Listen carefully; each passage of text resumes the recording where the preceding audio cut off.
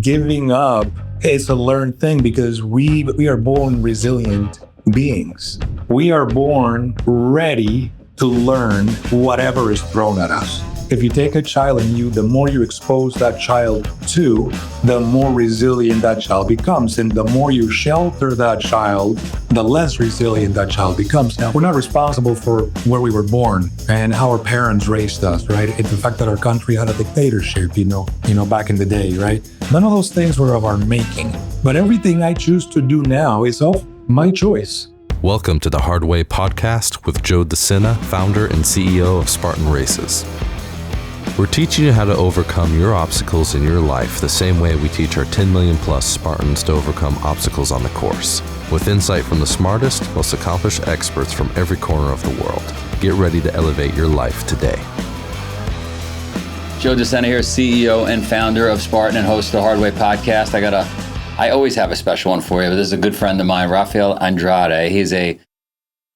I'm going to call you out as a leadership expert, a mentor, an entrepreneur, just an all-around badass. He's not going to say he's a badass, but when we get into his history, you'll see this guy does not get rattled very easily. Well, thank you for having me, Joe. I appreciate it. And it's good to be here, especially because it's an honor for me because I follow you, follow your podcast. I've had a number of your friends in my podcast, and these are people that do amazing things, and so thank you for having me here. Thanks for coming. So you had a pretty easy life. I've done 700 podcasts. Most people have had challenging upbringings, but you are an anomaly. You just had it super easy growing up. At least from my perspective, I've had it very easy.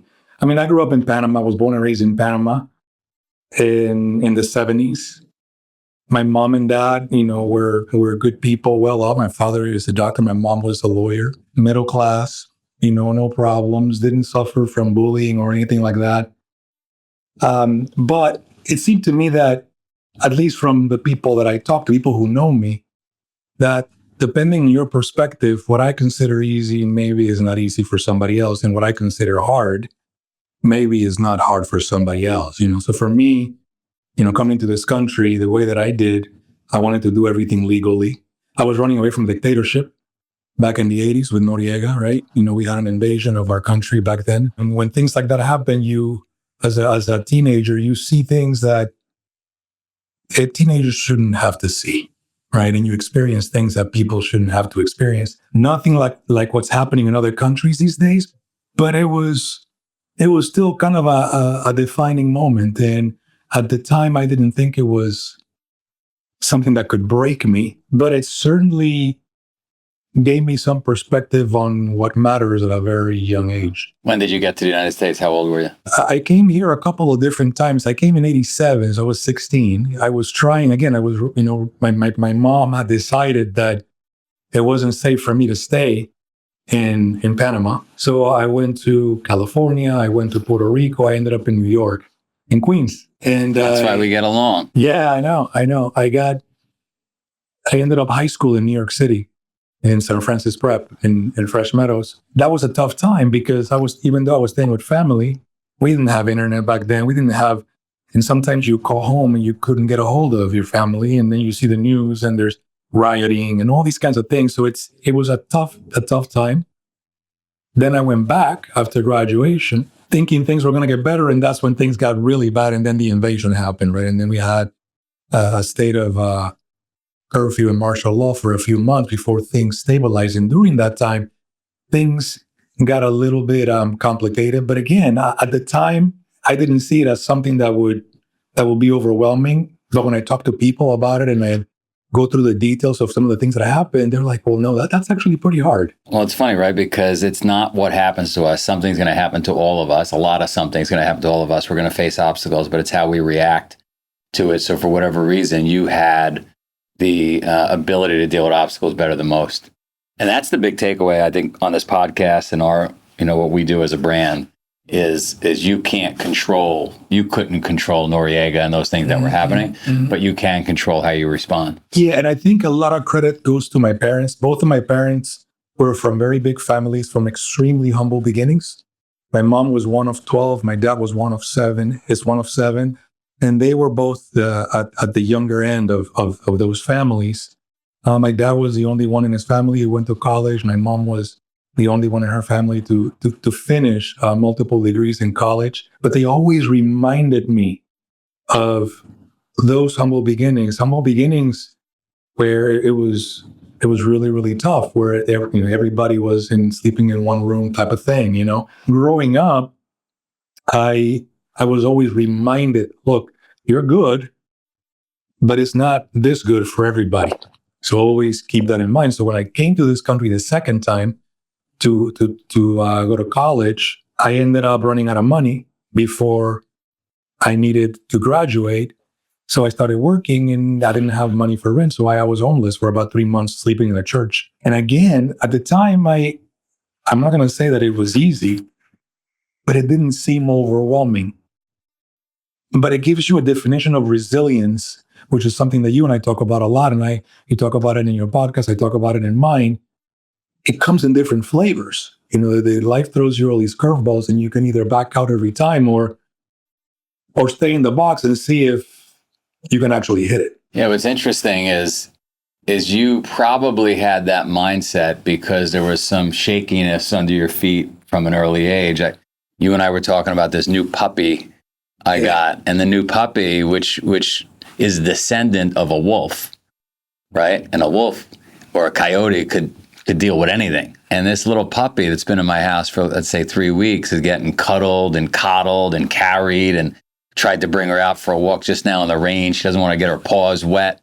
She's probably not able to deal with adversity, right? So for whatever reason, you were introduced to something at a young age that made you a little more, gave you a little more heart and an ability to deal with it than most. Yeah, and I think that is also, in addition to what we just discussed, it was also that desire of wanting something more.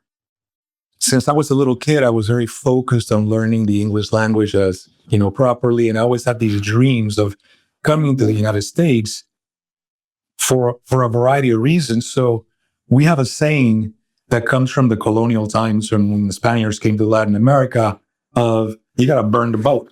And I knew that when I first came here, second time I came, when I went to college, that I'm going to do everything here legally. I was never here illegal. I wanted to do it the proper way. I knew that was going to be really hard, but I burned the boat. I'm not going back, and I'm going to have to do what I have to do.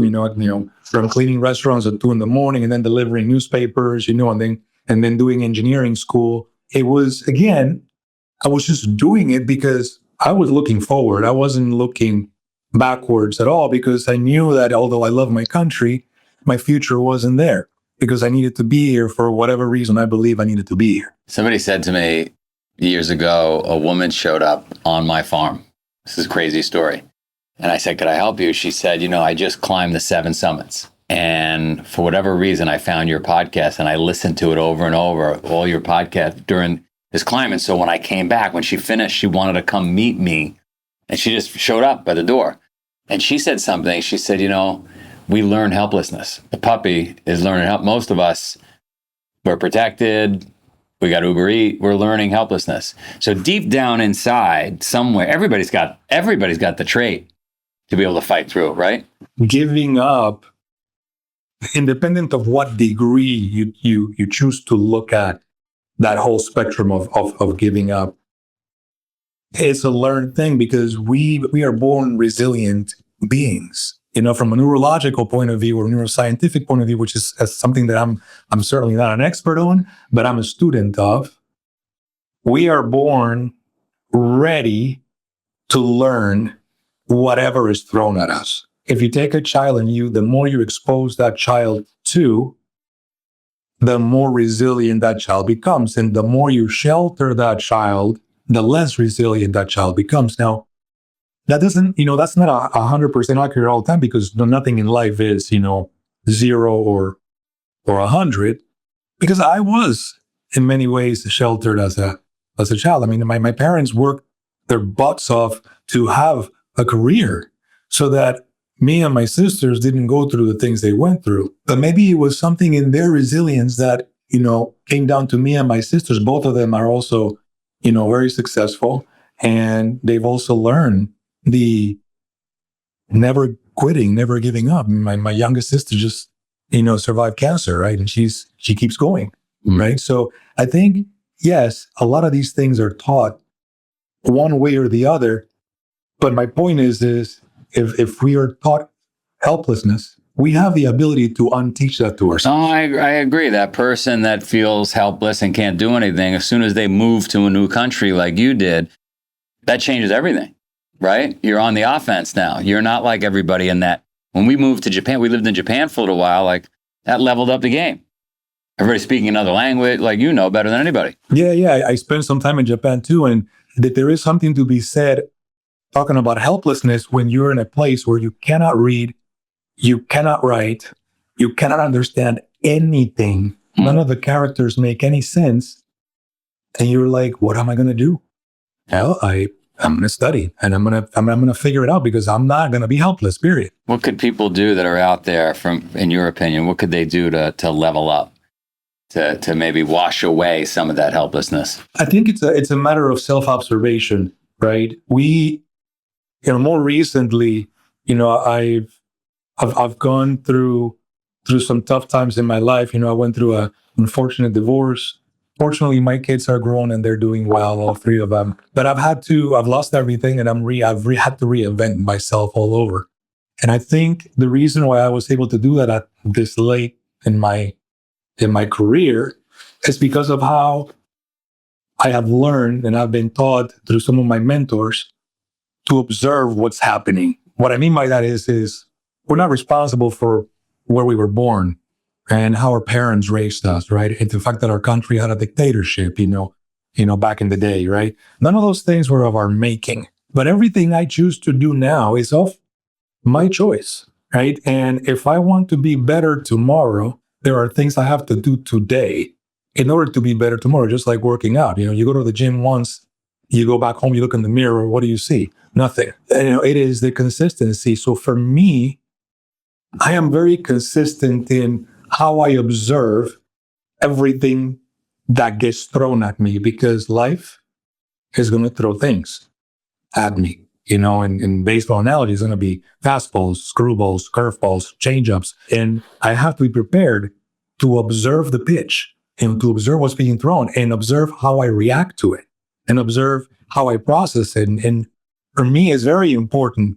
And some people may disagree with this, but it works for me. I know that my thoughts are not mine, my feelings are not mine, my emotions are not mine. I'm just the vessel that processes all of that. And that helps me understand when somebody's yelling at me or somebody's being unfair at me or somebody is stabbing me in the back, a former business partner. That's all happening over there. I choose how to process that. I choose whether I'm going to get offended by that. I choose whether I'm going to get, depressed by that. And I have a rule. I have my friends, people who are close to me, they make fun of me because I have this 5-minute rule. Something bad happens, I'm going to get upset and really pissed off for about 5 minutes. And I put my timer and I allow myself to lose it for 5 minutes. And then I'm done. Then I got to move on. Then I got to see, okay, how do I recover? How do I make it? How do I fix it? How do I make everything better? How do I make this moment a learning lesson? And for me, I've been practicing that probably for the past 10 years, and it made a huge difference. I like that. The 5-minute rule. If everybody could apply that to their lives, then you're not hanging on to anything, right? I question everything. I question all my thoughts. Why am I thinking this? Is this useful? And we talked about this when I had you on the podcast about this whole thing of your bag of tools, right? Going from Sri Lanka to Everest and then trying to climb Everest with the same tools you left Sri Lanka with. Right. We have to continuously question our toolkit. Just because I did something or I had a particular set of habits that worked in the past doesn't mean they're going to work now, right? Just because I was able to. So the case in point, in 2006, I broke my leg pretty badly. And they had it was 3 surgeries to get it fixed. Now I have, piece of metal, 5 screws permanently there. At the time, 2006, it was the peak of the opioid thing when it was just getting started. So I had a pretty bad reaction to the stuff that they gave me, which is like the Oxycontin, right? I couldn't handle it. I started having hallucinations and I just got up and I The rest of them, I flushed them down the toilet. Well, I was 14 weeks on crutches, right? That was without any load bearing before even PT started. I'm getting ready for shoulder surgery now, right? I need to now evaluate, well, that worked for me back then. Is it going to work for me now? Because this is going to be a certain level of trauma. You know, I have a few torn muscles here and some things that are going to happen. I have to be conscious that what worked for me in the past could work now, or it may not work now. And that's what keeps me going, is that continuous self-observation, self-questioning to try to keep me in some level of healthy awareness. Talk to us about leadership. You've been giving a lot of leadership lessons to companies out there that are growing. What are some tips for the folks that are listening here that run businesses or work for a company and want to move their way up? It's a little bit of an expansion of what I just said about self-observation. I've talked to a few business owners here in the area, and they ask me, how do I work with so-and-so when they behave in this particular way?